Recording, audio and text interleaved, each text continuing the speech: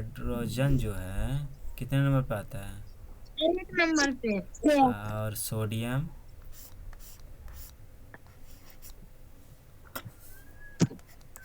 10 number पे। 11 number पे ना? नहीं, सॉरी, से, 10 नंबर से, पे सर। हाँ 10 नंबर पे सर सोडियम। हट गधी के 11 नंबर पे आता है। परमाणु संख्या 11 है इसका सोडियम का। कार्बन का 6। अब पोटेशियम का 19। बोले हमको याद है 20 तक हो गया हमको हवा में। वो याद नहीं सर हमको। कैल्शियम का 20। हाँ। और मैग्नीशियम का 12। मैग्नीशियम का 12। और सिलिकॉन का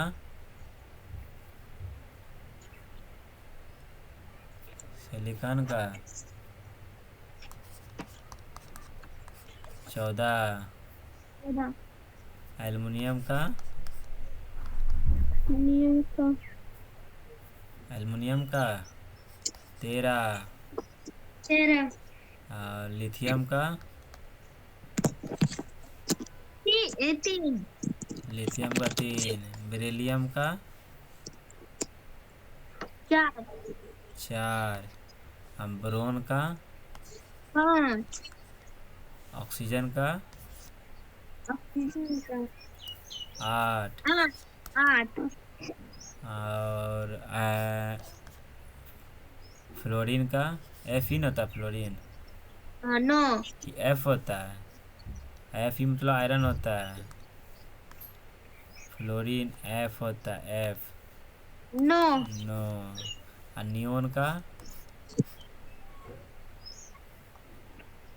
नियोन का 10। N E neon 10। 10। ठीक। या तो यही सब फिर से बोलो एक बार। हाइड्रोजन का 1। हाँ। हीलियम का 2। हीलियम का 2। हीलियम का 2 होता है। सही बोली 2। लिथियम का 3। लिथियम हो गया। बेरिलियम का 4। Carbon 6। Boron boron 5। Nitrogen nitrogen 7। 7। ठीक अब रहने देते हैं। अब देखते हैं विद्युत धारा के रासायनिक प्रभाव। Chemical effect of electric current. रासायनिक प्रभाव क्या होता है? विद्युत धारा के रासायनिक प्रभाव का खोज फैराडे ने किया था। किसने किया था? ये फैराडे वैज्ञानिक है। इसका खोज क्या किया था? फैराडे साहब ने किया था। फैराडे विद्युत इलेक्ट्रिक इफेक्ट का खोज क्या किया है? राइडर।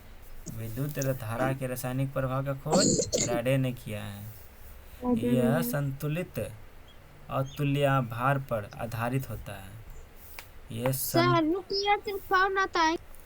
देखो एक समतुल्य समतुल्य और तुल्यांक भार पर आधारित होता है।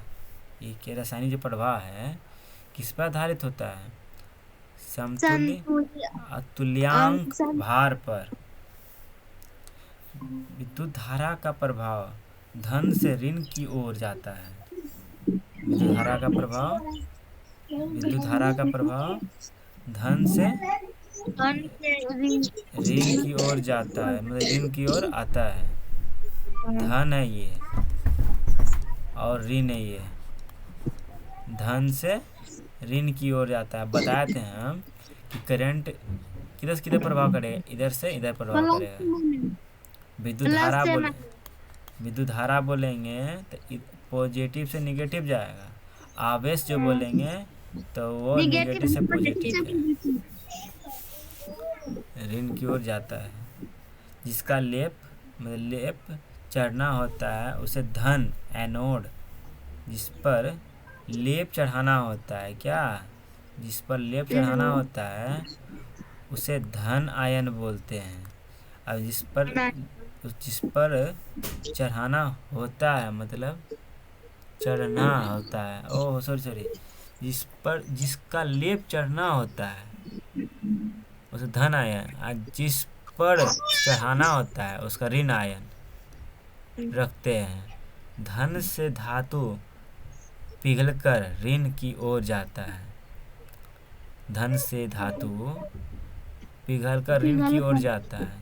जितना द्रव्यमान क्वथनांक मतलब कैथोड पर होता है उतना उसके हिसाब से आवेश दिया जाता है। जैसे कि m समानुपाती होता है थीटा, m = ZIT।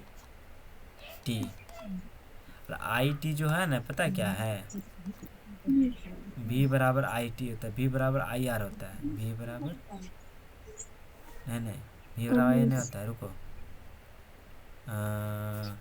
R बराबर होता है, V बराबर होता है IR। V बराबर क्या होता है, IR। V बराबर IR। IT मतलब होता है Q। Q मतलब आवेश। आवेश बराबर होता है IT। तो यहाँ जो लिखा हुआ है ना, ये IT आवेश है। ये जो लिखा हुआ है ना, इससे यही आवेश है। आवेश मतलब चार्ज होता है। ये जो सिंबल किसका है, आवेश का है। और जेड क्या है, रासायनिक तुल्यांक है। दोनों ध्रुव के बीच विद्युत अपघट्य द्रव्य भार होता है, जिसमें धारा का प्रवाह आयन के कारण होता है।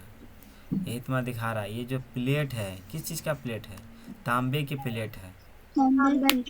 जो ये जो विलयन अंदर में पानी मिलाया है, ये किसका विलयन है, कॉपर सल्फेट का विलयन है। कॉपर सल्फेट का। यहाँ बैट्रिक लगा हुआ है। बस इतना ही याद रखना है कि इसमें क्या क्या है। ये एक तरह का तुम्हारा तांबा का प्लेट है, 2 गो। और ये जो अंदर में पानी मिला हुआ है, ये किस चीज़ का विलयन है, कॉपर सल्फेट का। कॉपर सल्फेट का। और एक इसमें बैट्रिक लगा हुआ है। ठीक, इतना चीज़ है। इसी को क्या बोलते हैं, विद्युत लेपन दर्शाता सरल परिपथ। आगे चलते हैं। अब आ गया कुछ प्राकृतिक परिघटनाएं, सम नेचुरल फेनोमेना। जैसे तड़ित्र हो गया। तड़ित्र मतलब क्या होता है, अर्थिंग। ये लाइटिंग मतलब ना, तड़ित्र मतलब होता है एक तरह का बिजली, जो वर्षा होने से पहले ना चमकता है बिजली, या उसके बाद भी चमकता है। ठनका जिसको बोलते हैं, ठनका, वही है। ये लाइटिंग बोल सकता है, लाइटिंग बोल सकता है। तड़ित मतलब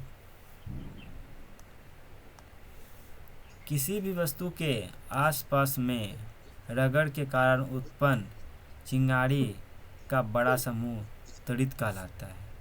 मान लो एक तरह का ये बता, सीधा हम बड़ा ही ले लेते, बादल है ये, और एक बादल ये है। पता है जो बिजली चमकता है ना, कैसे चमकता है, ये दोनों एक दूसरे से क्या होता है, लड़ लेता है। उसके लड़ने के कारण ही बिजली चमकता है।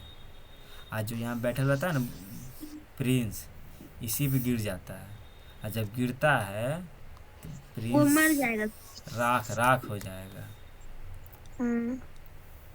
उसी तड़ित बोलते हैं। यह असंख्या चिंगारी का समूह होता है। ये कोई इसका संख्या लिमिट नहीं है, असंख्या है। तड़ित की घटना को विद्युत विसर्जन कहते हैं। तड़ित की घटना को क्या बोलते हैं, विद्युत विसर्जन। विद्युत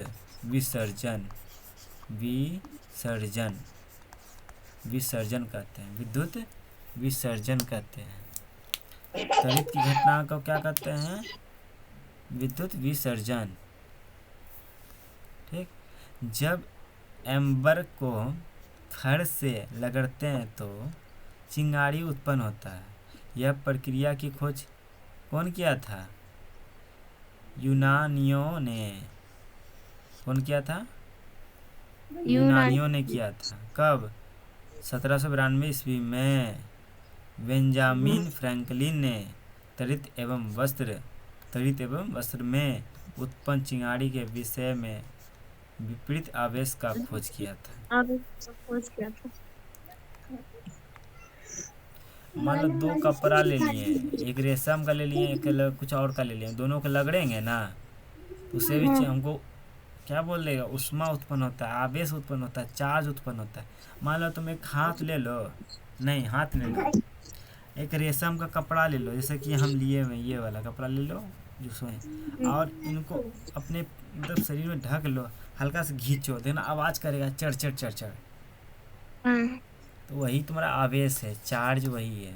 देखना भी आवाज़ करेगा, देखना आवाज़ करता है, जब हम ऐसे करते हैं ना आवाज़ करता है, चरचराता है हल्का हल्का, वो जो चार्ज तुमसे दिखता है उसका खोज क्या किया था बेंजामिन फ्रैंकलिन ने।